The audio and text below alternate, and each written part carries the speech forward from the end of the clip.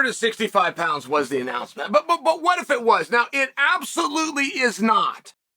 It absolutely is not. But the biggest news that I would have to discuss with you today, if I just wanted to go down, if I wanted to go by the dirt sheets and go by the pages that I usually do, I'm going to be forced to be discussing a boxing match 5 months away in a different country for tickets that are not on sale and a network yet to be established between Rampage Jackson and Shannon Briggs. That's where I'm at today.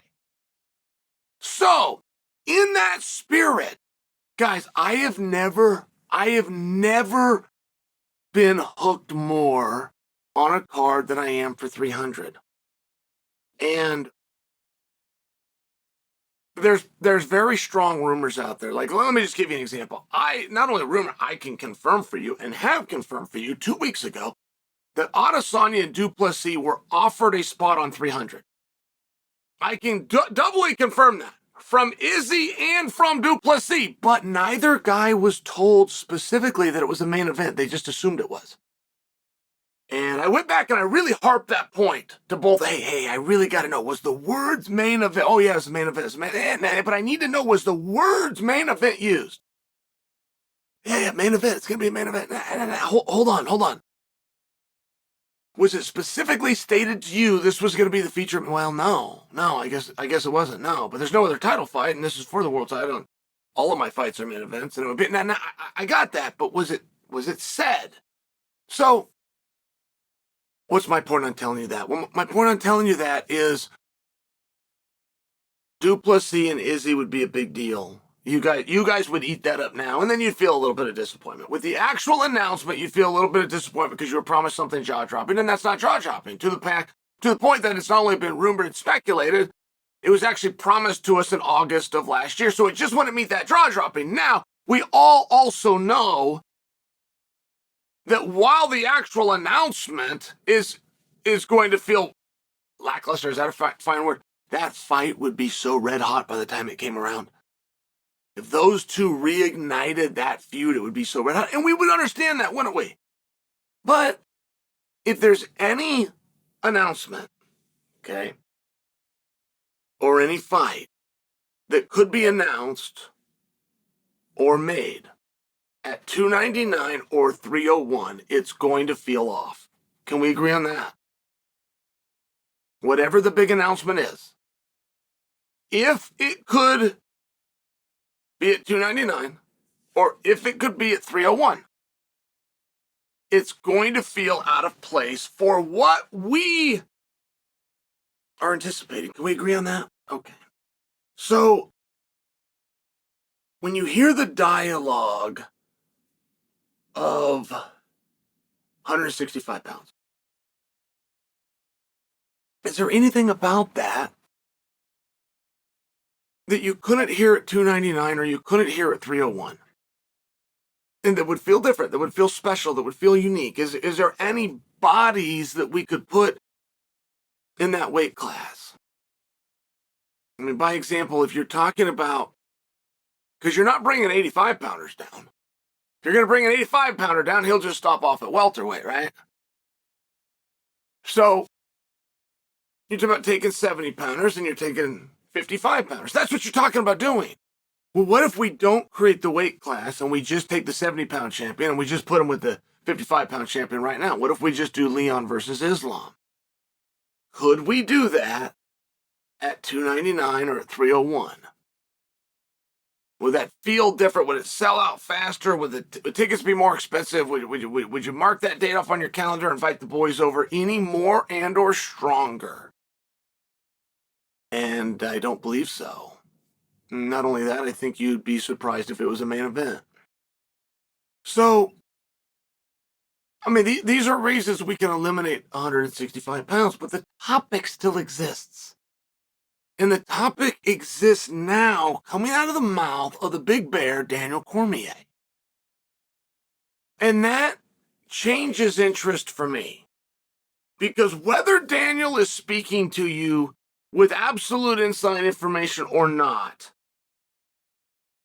we at a minimum perceive Daniel to be a person in a position that would have absolute inside information, right? I mean, we've had speculation of Khabib. Khabib and Daniel are teammates. We've had speculation of Islam. Islam and Daniel are teammates.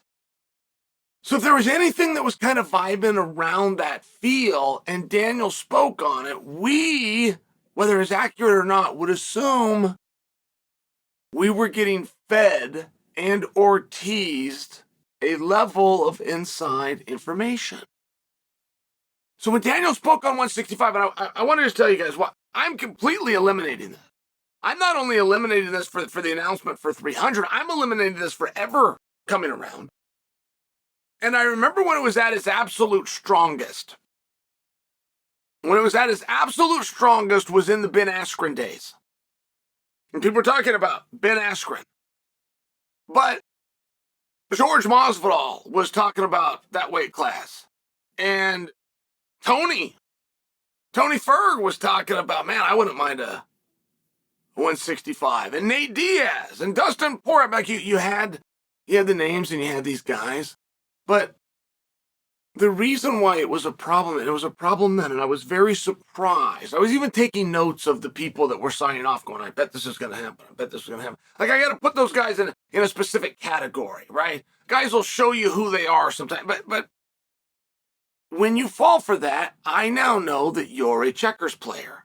And there are organizations that play checkers. This just isn't one. So if you go out and you go, we got to do a 165, and here's why. Here's the 8 guys that we have. Could you even imagine? Could you even imagine an 8-way round robin with these guys? Oh my God, we have to do it. And you'll hear that a lot. You'll hear those kinds of guys a lot. I mean, they're out there right now. Talking about, man, we got to get Conor and Poirier, and if we can get Masvidal back and find Nate Diaz, and we got to do, and we got to get these, and we got to get them while the getting is good. And you go, well, I hear your point on everything, but you have now established yourself as a checkers player. That is something for a night, but that isn't a sustainable model. And this got tested one time in my lifetime. It was with wrestling, Greco-Roman wrestling. They had changed the weight classes. It used to be unlimited. Guys remember Gary Albright, the late great, right? Real special character in sports, but they had an unlimited weight class. He was a silver medalist, and there was really no way to know how good Gary was, but damn, he was effective. I mean, he was second on earth according to the medal standings. And then again, he had a 120-pound weight advantage on every opponent he had. There ain't a guy in wrestling that I outweigh by 20 pounds that I couldn't smash. And there wasn't guys in wrestling that outweighed me by 20 that could have smashed me. I mean, that's just the way it went. Like, I was a 197-pounder. It wouldn't matter if you were the 74-pound national champion 5 times over. I will smash you. And you wouldn't contest that. Like, that's 20 pounds. Gary Albright had 120 pounds on every single opponent. I mean, it's a very relevant thing. So they decided, hey, we got to make this more about skill. And they started capping, and they had a 350, and they brought that down to 330. They brought that down to 286. What a weird number, but they did. And they wanted to make it 265, but they refused to make it 265 for one human being. It was Alexander Karelin. Alexander Karelin was still competing. They said, no, wait, we don't know if he can make 265. We go and we change a rule. He was barely making 286 according to the reports. I would cut a little bit of weight to get to 286 for the reports. So we're not going to do anything that could jeopardize the sport's big star. And they were right to do that. But the mere fact that they were considering doing it or not doing it over one person who only competed once a year just showed a short-mindedness. And you have a very short-mindedness in the sport of wrestling, which is why it's the oldest sport in the world. And it's got the least viewers, the least money, and the least TV and merchandise rights of any sport out there. It has been surpassed financially by the sport of jiu-jitsu, which started in 1993. Isn't that a fascinating detail? I don't say it to put wrestling down, by the way. It's just something to observe. The oldest sport in the world is either boxing or it's wrestling. We don't know. Wrestling made the claim before boxing did, so therefore wrestling You'll see that a lot, the sport's oldest. But it's a matter of did two kids grab each other, or did two kids punch each other? If they punched each other, then boxing's the oldest sport. If they grabbed each other, which we're pretty sure they did, then wrestling is.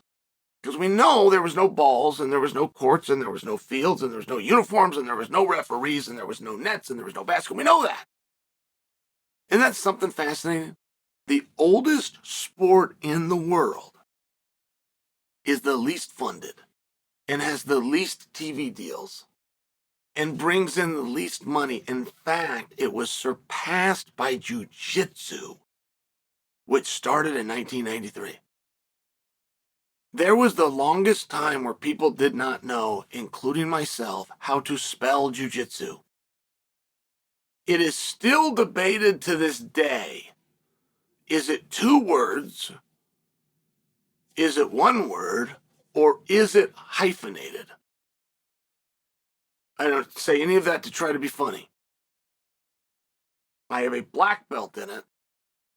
I couldn't tell you the correct one. I don't know if it's jiu-jitsu altogether, if you're supposed to separate it, or if you hyphenate after the JU. I've seen it all three ways. I've done it all three ways, and I don't know.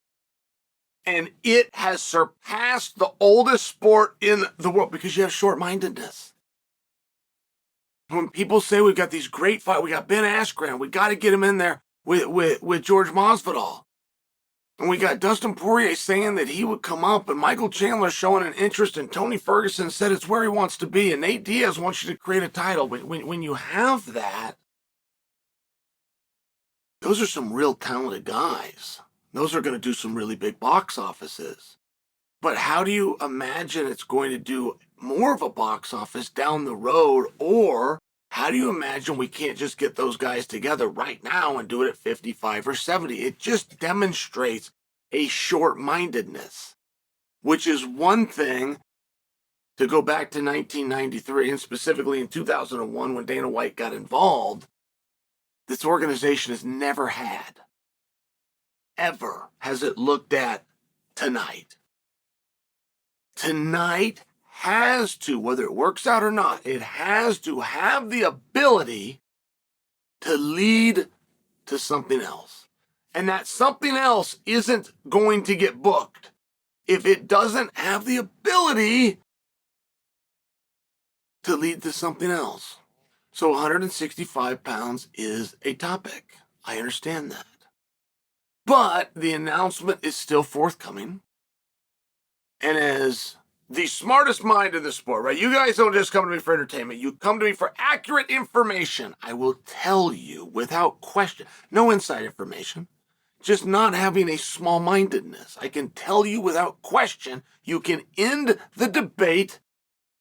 165 pounds as a division, not as a catchweight, as a division that will be contested for a lineage and a championship within the Ultimate Fighting Championships is not going to happen.